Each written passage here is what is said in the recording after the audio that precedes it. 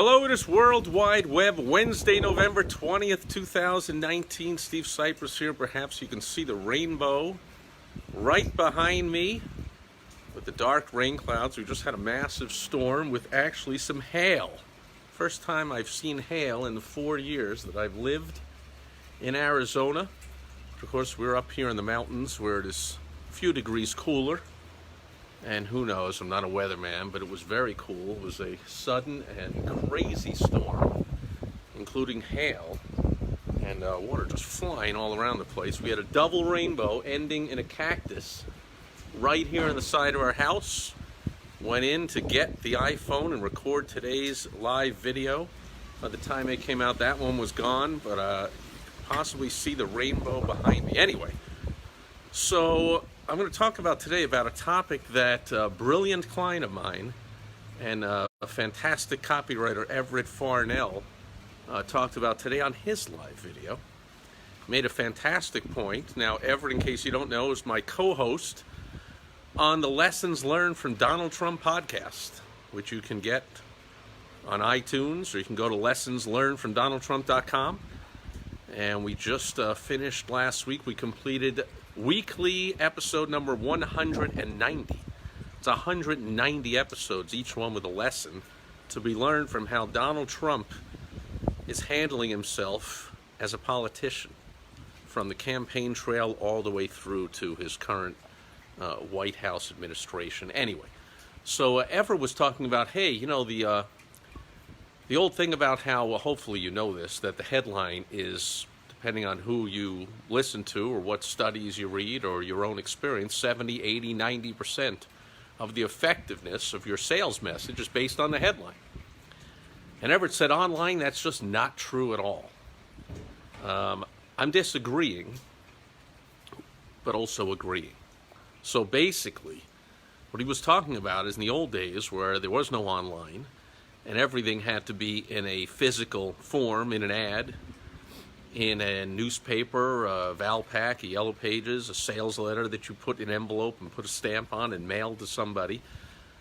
They were getting it fairly cold, even if it was your own, what's known as a house list, people that are on your current list that know you and you regularly communicate with them. It's still a message that they have the first inkling of when they see it, when that sales letter arrives in the mail, or when they thumb through the Yellow Pages and look at all the different plumbers and they see your ad and your headline. It's first time it hits them. And so the headline is basically the ad for the ad, right? That's the way it works. No one's going to read an ad, no one's going to read a newspaper article or a magazine article without an effective headline. It's just a lot of words and you're just going to flip right by it. But the headline and the image works also to catch your attention.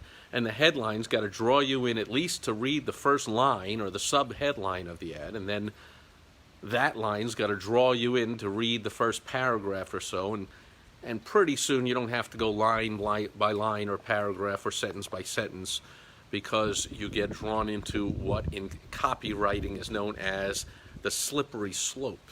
And basically you're now into the message and you slide down all the way through the message and you don't need to be pushed anymore. But you need that initial push down the slope, just like you do when you were a kid and you were going sledding. You needed that initial push. Or if you're skiing, you need that initial push off at the top of the mountain. That's what the headline does. It gets the attention of the reader and it gets them to want to find out more.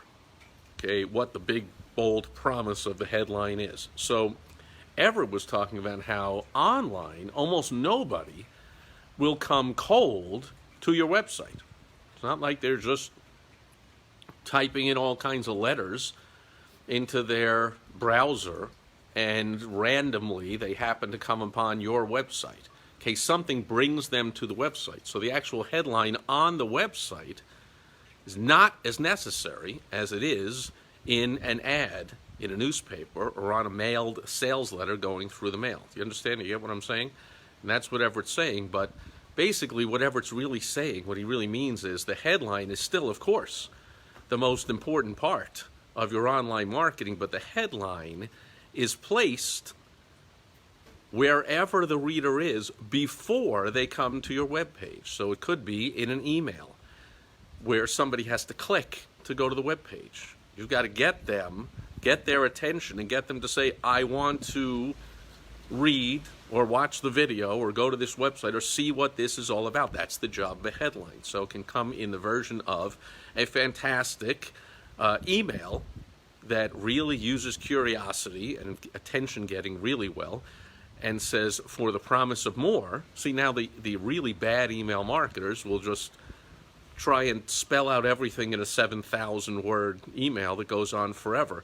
But of course, the way to properly do it is to draw them from the email with a brief email with enough curiosity and enough of a big, bold promise to get them to click, where they go over to the web page and then they see the sales video and the charts and graphs and the text and the copy, the words, whatever you want to call it, whatever's there to persuade them. Can come from an ad, can come from a Google AdWords that is like a headline and 2 other lines, can come from a Facebook ad, which can be fairly much longer, but it's still, that's basically where your headline is. So online, what you want to remember, the key point is that your headline, 80% of the effectiveness of your sales message is whatever brings them to your sales page on your website. And then your sales page, they've already bought in. They've already said, okay, I'm interested in whatever you got to sell and whatever your message is, show me the message.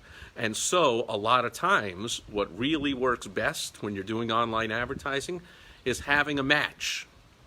Not only the match, in other words, what I'm talking about is the ad matches the web page that the ad goes to, known as a landing page, where people land when they click on the ad, or they click on the email, or they click on the Google AdWords, or whatever it is. I could put something right below this video, and you could click on that, and you would go to a page that you would land on, so we call that a landing page.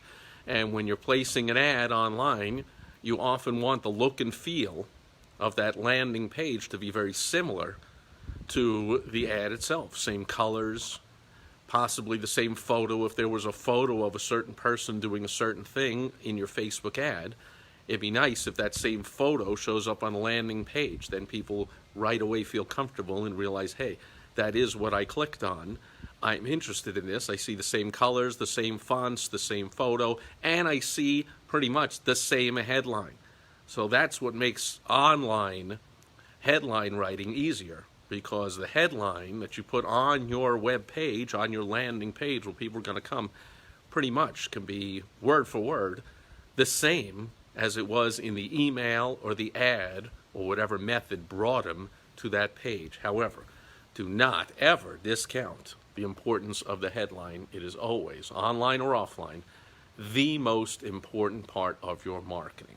If you don't think so, then, next time you're in line at a supermarket and you see the Weekly World News and the National Enquirer and whatever, or Cosmopolitan or any other publication that is sold at a checkout counter, at a newsstand, try and tell me you see one without headlines on the cover and you think people are going to buy it. Or a newspaper which just has lots of articles but no headlines, and you really think people are going to read them? Or TV news shows that don't have a tease that says coming up, blah, blah, blah, blah, blah, film at 11, blah, blah, blah, we'll be back after this break, and they give you a little piece known as a headline that draws you in, gets you to want to know more, gets your attention, gets you to want to know more. Online, that does not necessarily occur, shouldn't really occur, only on the web page. You got to concentrate on the email, the ad, whatever it is that's bringing them to the page, and then all you really have to do is copy the same headline, the same photo, the same color scheme, the same fonts that you used to get them there, and continue the message from there. So the headline is still of primary importance. It just happens to occur a step before they actually get to the web page where the selling is done. Make sense? If you have questions about that, post it in a comment below wherever you're watching or listening to this or reading it. You can go to helpfromsteve.com. We'll get on the phone and I'll help you personally with this concept or anything else to do with online because it's World Wide Web Wednesday, or offline, advertising, marketing, sales. Same basic principles apply no matter what way you're choosing to do your advertising, marketing, or sales. The same basic principles apply, and they work. They're universal. I will help you put them to use for your business if you want.